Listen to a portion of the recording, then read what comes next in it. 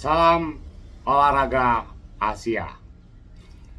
Sahabat pemerhati sepak bola, seperti kita ketahui bahwa jadwal timnas Indonesia pada 2023 hingga awal 2024 cukup padat, sehingga PSSI bersama pelatih harus cermat menunjuk tim atau pemain yang akan berlaga di beberapa pertandingan penting, mengingat waktunya mepet dan semua saling berdekatan.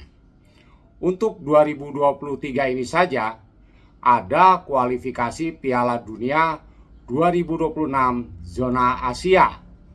Lalu ada Asian Games 2023, Piala Dunia U17, kualifikasi Piala Asia U23, dan FIFA Matchday September 2023.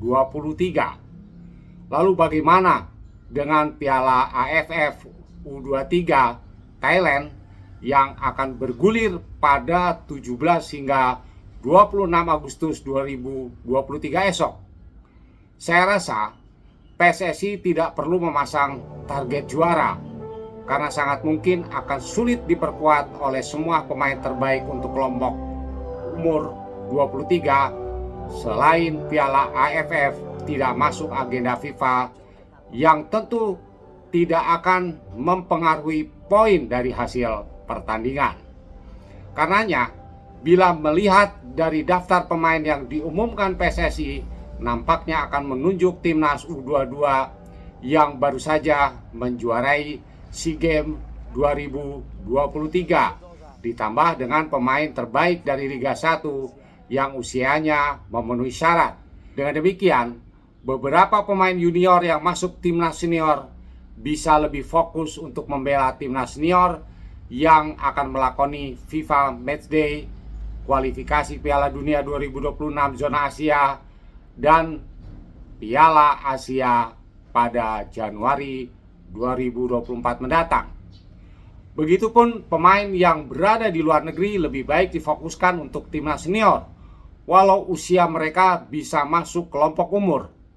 Kalaupun mungkin, seperti halnya Elkan Bagot, Rafael Struijk, Pratama Arhan, dan Sirus Margono baru dipanggil untuk ajang kualifikasi Piala Asia U23 2024 yang bakal diselenggarakan pada 4 hingga 12 September 2023.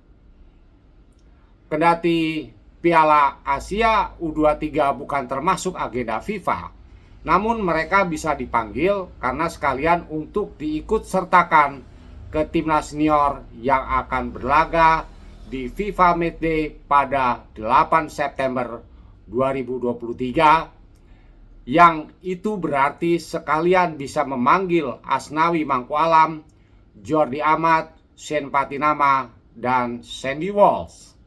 Dengan begitu, khusus Piala AFF U23 di Thailand akan lebih baik untuk memberikan pengalaman bertanding internasional bagi para penggawa muda, walau hanya tingkat Asia Tenggara, utamanya untuk membentuk mental mereka saat harus berhadapan dengan tim kuat seperti halnya Thailand atau Vietnam di kandang Thailand. Mengingat atmosfer pertandingan tentu akan sangat berbeda sekali.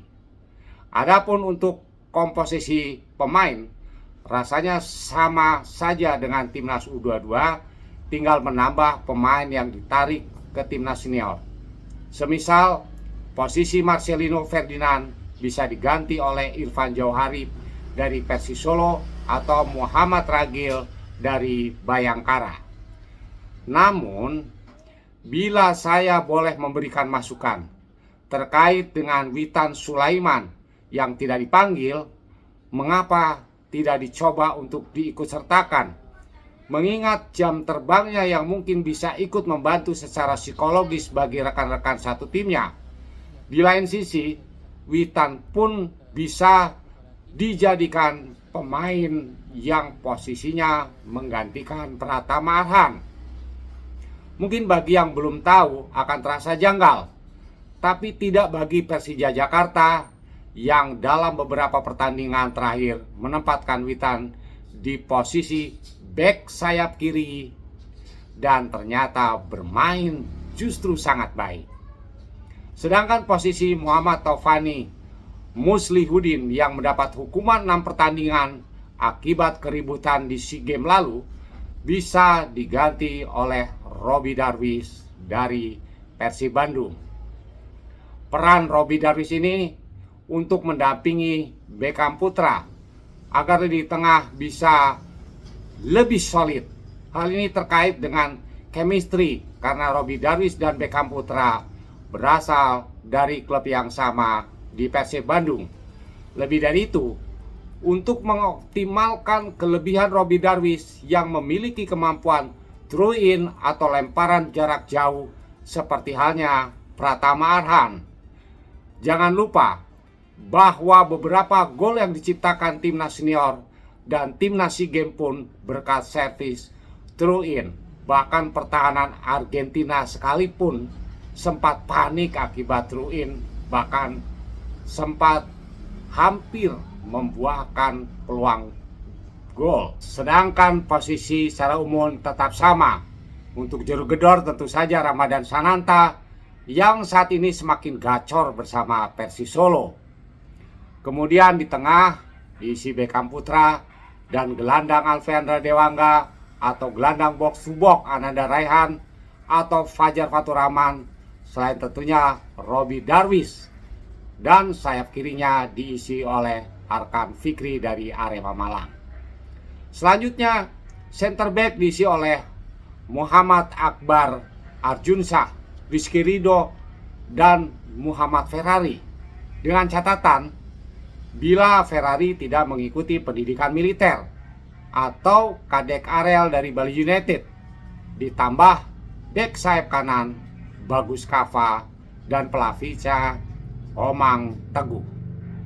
Namun, semua itu nantinya tetap akan berpulang kepada keputusan dan penilaian akhir dari Sinteyong. Selain kesiapan para pemain yang tampil baik dan stabil pada beberapa pertandingan terakhir di Liga 1. Piala AFF kali ini terbagi ke dalam 3 grup dengan jumlah tim yang berbeda di setiap grupnya. Grup A berisi 4 negara, yakni Thailand, Kamboja, Brunei, dan Myanmar. Sedangkan grup B diisi 3 negara, yakni Indonesia, Malaysia, dan Timor Leste. Begitupun grup C diisi 3 negara terdiri dari Vietnam, Filipina, dan Laos. Nantinya hanya juara grup yang dipastikan lolos ke babak semifinal ditambah 1 runner-up terbaik dari salah satu grup. Laga timnas Indonesia melawan Malaysia akan digelar pada Jumat 18 Agustus 2023 pukul 20.00 waktu Indonesia bagian Barat, yang mungkin akan disiarkan secara langsung oleh SCTV. Sementara untuk pertandingan timnas Indonesia melawan Timor Leste digelar 2 hari kemudian. Di atas kertas, seharusnya timnas Indonesia bisa mengatasi kedua negara tersebut untuk kemudian lolos ke babak semifinal. Dengan catatan para pemain tetap fokus, termasuk saat melawan Timor Leste yang memiliki kebugaran, karena saat bertemu Indonesia, Timor Leste belum bertanding sebelumnya. Jadi jangan pernah lengah dan menganggap enteng lawan manapun kalau tidak ingin berakhir dengan kecewaan yang memalukan.